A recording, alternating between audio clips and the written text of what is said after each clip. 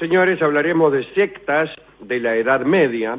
En verdad, hablaremos solo de 2 sectas. Yo había preparado un informe con muchas más, pero era extenso y aburrido. En cambio, ahora será corto y aburrido. Empezaremos por los flagelantes. Se trataba en principio de fanáticos religiosos europeos surgidos en el siglo XVIII que reclamaban contra la religión y anunciaban la inminencia de la ira de Dios. Como rito religioso se autoinfligían azotes. Quiero decir que se surtían con un látigo. Esto de creer que la ira de Dios es inminente y que los tiempos están por terminar es común en casi todo extremismo religioso, ¿no? Casi todo pensamiento religioso demasiado indignado piensa que Dios se va a enojar y que se va a enojar ya. Bueno, qué sé yo. A lo mejor da resultado, porque si vos decís Dios se va a enojar, pero no ahora, la gente sigue pecando. Dice, total, mientras tanto tengo tiempo. En cambio, si vos decís Dios ya se enojó, tampoco surte efecto. Aprovechemos. Este movimiento, que estoy haciendo ahora, ¿sí?, apareció en la ciudad de Perugia en el año 1260.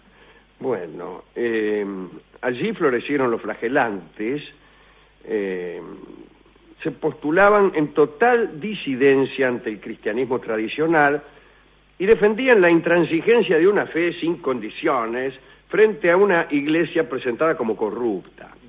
Entonces, la práctica sistemática de la flagelación tenía un doble sentido. Por un lado, iba encaminada a redimir los pecados del mortal mediante la penitencia, te daba con un rebenque. Pero también ofrecía al flagelante la oportunidad de revivir la pasión y sufrimiento de Cristo y de convertirse en Él. Los flagelantes aterrorizaban a su entorno. Por donde quiera que pasaban, arrastraban un cortejo sangriento de dolores y horrores. Apelaban a una misteriosa carta celeste que según ellos había descendido al altar del Santo Sepulcro en Jerusalén y en la cual Dios expresaba, en términos drásticos, su ira contra el hombre, así como su voluntad de extender las penitencias.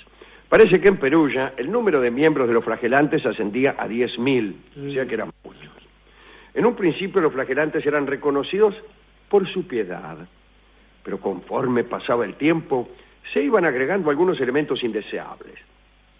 Por ahí se les daba por atacar a los judíos, no solo en Italia, sino también en Alemania, en los Países Bajos. Incluso la iglesia estaba siempre atenta, pues cada tanto se enojaban los flagelantes en una especie de ataque de ira y salían por ahí a moler a palos a cualquiera, lo cual pensaban que redimía al apaleado y al que surtía también. Un poco más, nada ha cambiado. Por el año 1348 llegó, como saben ustedes, la peste. Murió 1/3 de la población. Ante semejante suceso, los flagelantes vieron fortalecida su fe. No pensaban que era una epidemia, sino un castigo divino. Además, parece que en Italia había también violentos terremotos, los cuales acrecentaban las creencias, si me permite la aliteración, de estos tipos, que estaban convencidos de que el fin del mundo llegaría rápidamente. Al mismo tiempo iban multiplicando los actos de rebelión contra la iglesia, ¿no? Persecución antisemita también, y un poquito de mesianismo. Justo en ese momento apareció en la localidad alemana de Turingia un hombre llamado Konrad Schmidt. Schmidt dirigía un grupo flagelante clandestino, que eran los peores. Mientras que la mayoría de los flagelantes eran personas pobres y carentes de educación, este hombre era un intelectual. Conocía a fondo la teología, el griego, el latín, conocía centenares de doctrinas esotéricas que florecían por todas partes, era ducho en herejías y en discusiones teológicas, etc. Schmidt no tardó en confirmar que las profecías de Isaías, que predecían el advenimiento de Cristo, De hecho, predecían su propio advenimiento. Y se proclamó nada menos que el Cristo. Y se proclamó además rey de Turingia, que al lado de lo anterior era casi nada. Desde 1348 Turingia fue un auténtico feudo de la disidencia. En 1349 apareció el Papa Clemente VI, los declaró herejes a todos y comenzó a perseguirlos. La elección de Turingia como sede de esta herejía tenía su significado. Según algunas leyendas populares, el emperador Federico II no había muerto, sino que estaba oculto. Todavía creen que no ha muerto, que está en alguna parte esperando vaya a saber qué palabra o qué orden para ponerse en movimiento. En aquella época era frecuente la deificación de los soberanos. En la medida en que un rey era ungido en su coronación, por ejemplo, era posible ver en él a un personaje con cierta divinidad. Estoy viendo que, lejos de florecer en el siglo XVIII, estos flagelantes han florecido en el siglo XIII, de manera que le sobraba una linda B a este informe. ¿Ves? Bueno, si uno quería adherirse, atención, los que querían adherirse a esta secta, debía ser conducido ante un altar donde se encontraba el propio Schmidt, y allí el postulante debía declarar todas sus faltas, una tras otra. A continuación, Schmidt le daba una salsa inolvidable, lo surtía con una violencia feroz. Las doctrinas de aquellos flagelantes eran curiosas. Debían viajar en grupos organizados, unidos por votos que los alejaran de todo placer. Bueno, hay votos que te alejan de todo placer. Las lecturas y flagelaciones se llevaban a cabo por periodos de 33 días, en memoria de los 33 años que vivió Cristo, o quizá de los 33 orientales. Luego suspendían las flagelaciones por 10 días y volvían luego a comenzar. Con el tiempo Schmidt se puso cada vez más violento, ¿vio cómo es? Y pronto la Inquisición reaccionó también violentamente, ¿no? Y así en 1368 se desencadenó la represión. Se multiplicaron las ejecuciones y al final, y mejor todavía, al final, atraparon a Conrad Schmidt, igual. En el libro Los fanáticos del Apocalipsis aparece la siguiente crónica. Schmidt se encerró en su celda, se desnudó de la cabeza a los pies, se armó de un látigo cubierto de clavos y se azotó el cuerpo, los pies y la cabeza. Uno de los clavos, en forma de gancho, le desgarraba las carnes y lo hizo con tanto ardor que el látigo se partió en tres y los clavos se estrellaron contra la pared, se estrellaron. Colgaba el repasador después. Finalmente, la Inquisición, que no era menos cruel, lo quemó en Nordhausen. Y ese movimiento, el de los flagelantes, quedó en el olvido durante casi un siglo.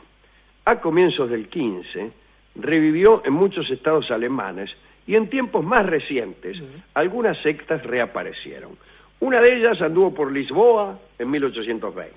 También en Colorado, Nuevo México, en Estados Unidos, estaban las sectas americanos cristianos nativos y los hermanos penitentes que continuaron practicando la autoflagelación incluso hasta finales del siglo pasado o del siglo antepasado. En España todavía salen de vez en cuando los flagelantes de San Vicente de la Sontierra. Esta es la primera secta de los flagelantes. Segunda secta de hoy, ya que hemos elegido dos. Estos eran los bogomilos, un poco menos violentos que los flagelantes. Eran miembros de una secta religiosa que surgió en el siglo X, en los Balcanes.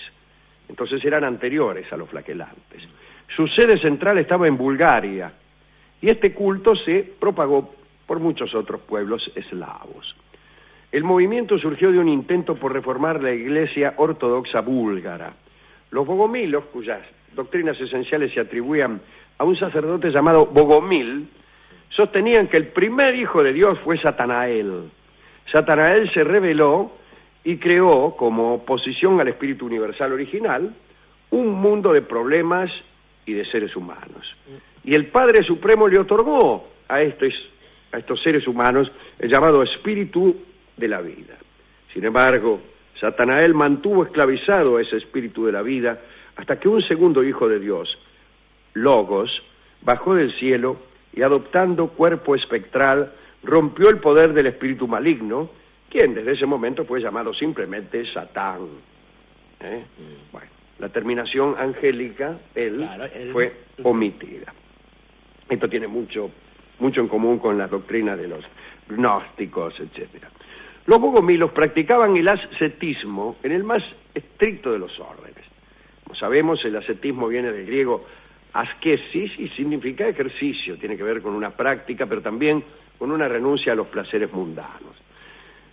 No quiere decir austeridad, sino práctica de eso. Esto se hace con el fin de alcanzar el más alto grado de espiritualidad, intelectualidad o conciencia. Es una doctrina bastante más razonable que la anterior, digo, los flagelantes. Bueno, así como los seguidores del cinismo o del estoicismo se esforzaban en dominar el deseo y la pasión, los bogomilos tomaban esos mismos preceptos, pero en forma más completa. Comían y bebían lo necesario para no morir. Mozo, tráigame lo necesario para no morir. No es aquí. Y manices.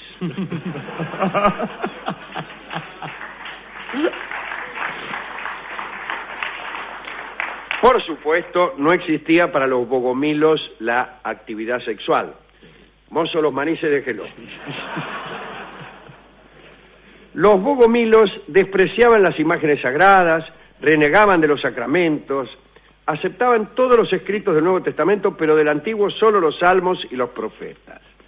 En 1118, es decir, está bien, 1118, Alejo I Comneno ejecutó redondamente al líder de la secta, que también por aquel entonces se hacía llamar Bogomil.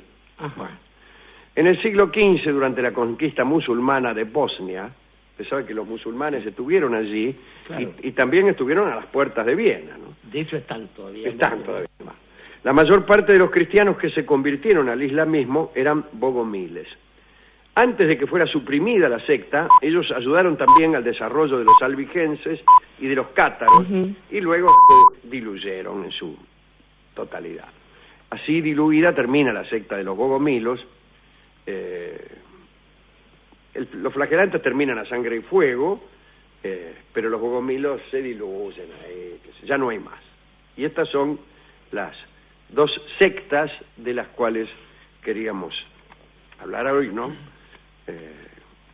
Hoy que ya no hay tantas sectas, pero ¿a quién quiere dedicar este? Estaba pensando, Alejandro, le paso una secta que siempre fue, no me acuerdo ahora cómo se llama, que pensaban que lo que le ocurría a uno en la tierra era el reverso de lo que le ocurría a tu otro yo que estaba en el cielo. Con lo cual... Entonces procuraban generar maldad y desgracia, nada más que para que al otro tipo que eras vos mismo en el cielo le fuera mejor. Bueno. Conozco gente que sigue pensando así, de algún modo, porque si no nos explica su conducta. Claro. Pero, estaba pensando, Alejandro, que no debemos dejar afuera a unos muchachos filipinos que todavía insisten en esa especie de lectura, una lectura curiosa de los evangelios, digo, donde lo que parece quedar más lejano es la palabra del Cristo, ciertamente, porque allí donde lo que se reproduce son justamente las cosas que le fueron hechas al Cristo, uno tendería a parecerse más bien a los soldados romanos, al Sanedrín, e incluso a aquellas otras personas que descreyeron de él. Quiero decir que allí donde el castigo se transforma en un alarde, digamos que no deja de ser un pecado miserable, aunque el tipo que lo hace use el rebenque plateado. El rebenque plateado que usaban los flagelantes para surtirse...